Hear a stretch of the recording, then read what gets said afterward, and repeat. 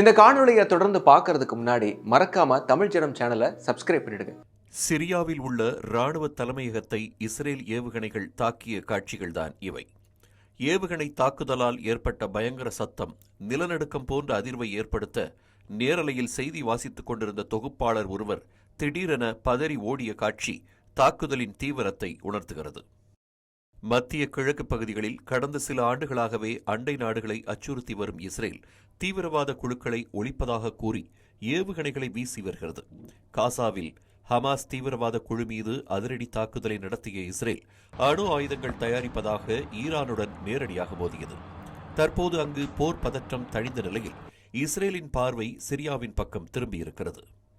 சிரியாவின் தெற்கு நகரமான ஸ்வைத்தாவில் அரசு படைகளுக்கும் துருஸ் ஆயுத குழுக்களுக்கும் இடையே ஏற்கனவே அறிவிக்கப்பட்ட போர் நிறுத்தம் முறிந்ததால் அங்கு மீண்டும் சண்டை தொடங்கியது. துருஸ் ஆயுத குழுவை சிறுபான்மை இனமாக கருதும் இஸ்ரேல் அவர்களை பாதுகாக்கும் நோக்கில் டமாஸ்கஸில் உள்ள இராணுவ தலைமையகம் மீதும் சிரிய அரசு படைகளின் வாகனங்களின் மீதும் ஏவுகணைகளை வீசியது. துருஸ் ஆயுத குழுக்கள் போர் நிறுத்தத்தை மீறியதால்தான் அரசு படைகள் பதிலடி கொடுத்ததாக சிரியா பாதுகாப்பு அமைச்சகம் விளக்கம் அளித்த நிலையில் அதை ஏற்க இஸ்ரேல் மறுத்துவிட்டது. துருஸ் இனத்தவர்கள் அதிகம் வசிக்கும் ஸ்வேதா பகுதியிலிருந்து அரசு படைகள் வெளியேறும் வரை தாக்குதல் தொடரும் என்று இஸ்ரேல் அறிவித்திருக்கிறது.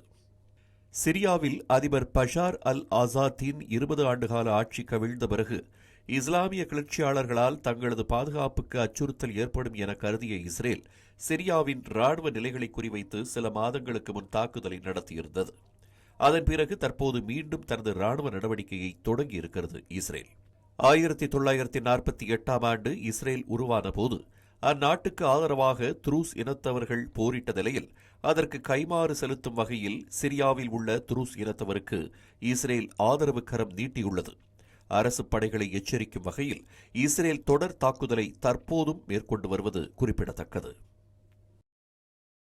மேலும் இதுபோன்ற பல்வேறு சுவாரஸ்யமான தகவல்களை தெரிஞ்சுக்கிறதுக்கும் தமிழ் ஜனம் சேனலை மறக்காம சப்ஸ்கிரைப் பண்ணிக்கோங்க.